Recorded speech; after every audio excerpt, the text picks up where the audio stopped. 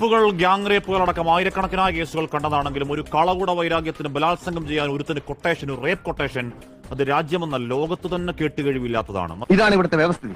V are living in a very cruel society. മാത്രമല്ല, കേസിന്റെ വ്യവഹാര വഴി, അട്ടിമറി നീക്കങ്ങൾ, വിചാരണ നീണ്ട 8 വർഷങ്ങളൊക്കെ അക്കാദമിക്കലി പറയാം റയറസ്റ്റ് ഓഫ് ദി റയർ, അപൂർവമാണ്.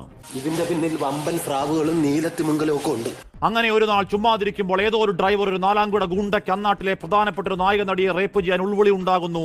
തെരുവിൽ വാഹനത്തിൽ ബലാത്സംഗ ചിത്രീകരണം, വിഷ്വൽ ഗൂഢകേന്ദ്രങ്ങളിലേക്ക് എത്തിക്കുന്നു, തെളിവുനാശം. എന്താ ഉറക്കം വരുന്നു. ജാമ്യത്തിന് ശേഷം മോഡലിംഗ്, ആഡംബര വാഹനങ്ങളിൽ കറക്കം. ആ തെമ്മാടിപ്പണിയിൽ 1 മുതൽ 6 വരെ പ്രതികൾ മാത്രമെന്നും ഗൂഢാലോചനയുടെ ഒരു ദുഷ്ട തലച്ചോറിന് തെളിവ് കൂമ്പാരത്തിൽ തെളിവില്ലെന്നും പറയലാണ് കോടതി. പരാജയം സർക്കാർ പരാജയം കൂടിയാണ്. കോടതി ഉത്തരവിൽ വിശുദ്ധനാക്കപ്പെട്ട 8-ാം പ്രതിയെ വാരിപ്പണിരുന്ന താരശരീരങ്ങൾ, മാടി വിളിക്കുന്ന റെഡ് കാർപ്പറ്റുകൾ, ആരാധക വൃന്ദം. മാലപ്പടക്കത്തിനിടയിൽ ആ കേസിന്റെ മറന്നുപോകരുതാത്തൊരു ഭൂതകാലമുണ്ട്. ഇതൊക്കെ എന്റെ തലയിലാവൂലോ. അതെങ്ങനെ നിന്റെ തലയിലാവണം? പിന്നെ നീ കയറിയേക്കോ? അതിന്റെ ഒരു കുറവ് മാത്രമേ ഉള്ളൂ. ആ ജഡ്ജിയുടെ സമീപനം താങ്ങാവതല്ലെന്ന് പറഞ്ഞ് രാജിവെച്ചിറങ്ങിപ്പോയത് 2 പ്രോസിക്യൂട്ടർമാർ. ആത്യന്തികമായി ആർക്കാണോ നീതി വേണ്ടത്, ആ വിക്ടിം ഈ ജഡ്ജിയെ മാറ്റണമെന്ന് ആവശ്യപ്പെട്ട് മേൽ ഉളുപ്പുണ്ടട ചക്കണക്ക്.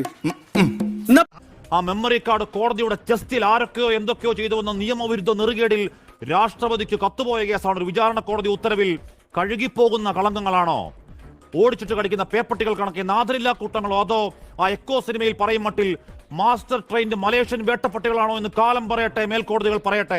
ചില മാധ്യമങ്ങളെയും അവർക്ക് ഒത്താശ ചെയ്തു കൊടുക്കുന്ന ചില മാധ്യമ പ്രവർത്തകരെയും കൂട്ടുപിടിച്ച് ഈ കള്ളക്കഥ സാമൂഹ്യ മാധ്യമങ്ങളിലൂടെ പ്രചരിപ്പിക്കുകയും ചെയ്തു. എന്നെ മനഃപൂർവ്വം കരിവാരിത്തേക്കാൻ കുറച്ച് ആൾക്കാർ ഇറങ്ങിയിരിക്കുകയാണ്.